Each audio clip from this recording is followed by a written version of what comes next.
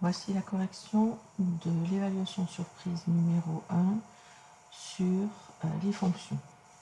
Dans la première partie concernera donc le sujet A et puis ensuite le sujet B. Donc la fonction g est définie sur R par g de x égale x carré plus 2x moins 3. La première question que je vous pose, c'est de calculer l'image de 2. Pour cela, il faut remplacer dans l'expression de g x par 2, ce qui donne 2 au carré plus 2 fois 2 moins 3, ce qui fait 4 plus 4 moins 3, 4 et 4, 8, moins 3, ça fait 5. Donc l'image de 2 est 5 par g. Question 2, je vous demande de montrer que l'écriture factorisée de g est égale à x plus 3 facteur de x moins 1. Pour cela, nous partons de la forme factorisée et nous allons la développer de manière à voir si on trouve bien la forme développée qui était donnée au début dans l'énoncé. Attention, je n'écris pas g de x égale puisque c'est ce que je cherche à démontrer. Donc développer, cela veut dire que je vais distribuer x à x, x à moins 1, 3 à x et 3 à moins 1. Ce qui donne x fois x plus x fois moins 1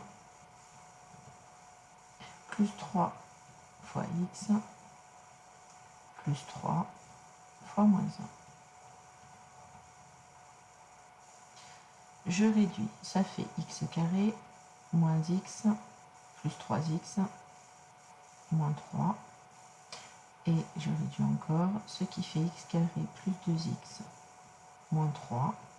On reconnaît bien l'écriture de g de x qui nous est donnée dans l'énoncé. Donc conclusion, g de x peut s'écrire x plus 3 facteur de x moins 1. Question 3. Déterminer les antécédents de 0 par g. Chercher les antécédents, ça revient à résoudre g de x égale 0. Nous avons deux écritures de la fonction g, mais la forme factorisée est la plus facile pour résoudre les équations égales à 0, puisque nous savons résoudre les équations produits nuls. Nous ne savons pas encore résoudre des équations du second degré. Un produit est nul si et seulement si un des facteurs est nul. Donc cela conduit à x plus 3 est égal à 0 ou x moins 1 est égal à 0. Et ici, on obtient donc x égale moins 3 ou x égale 1. Les antécédents de la fonction g,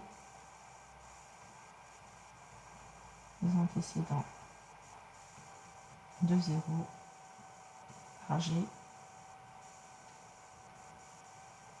sont donc les deux valeurs qu'on vient de trouver, moins 3 et 1. Dernière question, calculer le taux de variation de g entre 0 et 3. Cela correspond à g de 0 moins g de 3 sur 0 moins 3. J'ai donc besoin de g de 0. g de 0, c'est 0 au carré plus 2 fois 0 moins 3, ce qui conduit à moins 3. J'ai aussi besoin de g de 3, ce qui fait 3 au carré plus 2 fois 3 moins 3. Ça fait 9 plus 6 moins 3. 9 plus 6, ça fait 15. 15 moins 3, ça fait 12.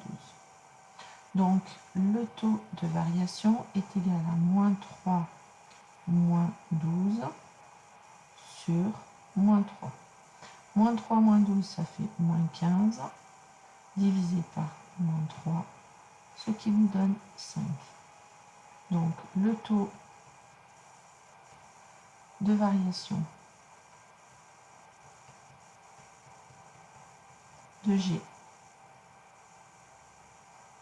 entre 0 et 3 vaut 12, vaut 5, pardon. Passons maintenant au sujet B, qui est exactement du même type que le sujet A. Donc je donne la fonction g de x égale 3x carré plus 2x moins 1. La première question est de déterminer l'image de 2 par la fonction g. Donc pour cela, je remplace x par 2 dans l'expression. Ça fait donc 3 fois 2 au carré plus 2 fois 2 moins 1. 2 au carré, ça fait 4. 3 fois 4, ça fait 12. Plus 4, moins 1.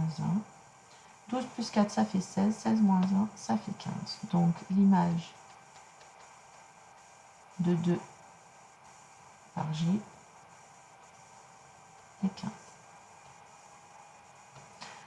Maintenant la forme factorisée de f de x, de g de x. G de x égale 3x moins 1 facteur de x plus 1. Pour cela, nous partons de la forme factorisée, 3x moins 1 facteur de x plus 1, et nous allons la développer de manière à montrer quelle vaut l'expression que l'on donnait de g au départ. Pour cela, je vais distribuer 3x à x, 3x à moins 1 à x, et moins 1 à ce qui donne 3x fois x, plus 3x fois 1, moins 1 fois x, et moins 1 fois moins 1. Je réduis, ça fait 3x carré, plus 3x, moins x, pardon, c'était un plus 1 ici, moins 1. Ce qui donne 3x carré, plus 2x, moins 1, ce qui est bien égal à g de x de départ. Donc, g de x peut s'écrire 3x moins 1 facteur de x plus 1. Question 3, je demande de déterminer les antécédents de g de x, de 0 par 0 de g de x. Donc, il faut que je résolve g de x égale 0. J'ai deux écritures de g de x, une forme développée, une forme factorisée. C'est avec la forme factorisée que je vais le résoudre, parce que je ne sais pas faire avec l'autre. Ça fait donc 3x moins 1 facteur de x plus 1 égale 0. C'est un produit. Pour qu'un produit vale 0, il faut que les facteurs valent 0. Ce qui fait 3x moins 1 égale 0, ou x plus 1 égale 0. 3x moins 1 égale 0, ça fait 3x égale 1, ou x égale moins 1. Et ça conduit à x égale moins 1 tiers, ou x égale moins 1.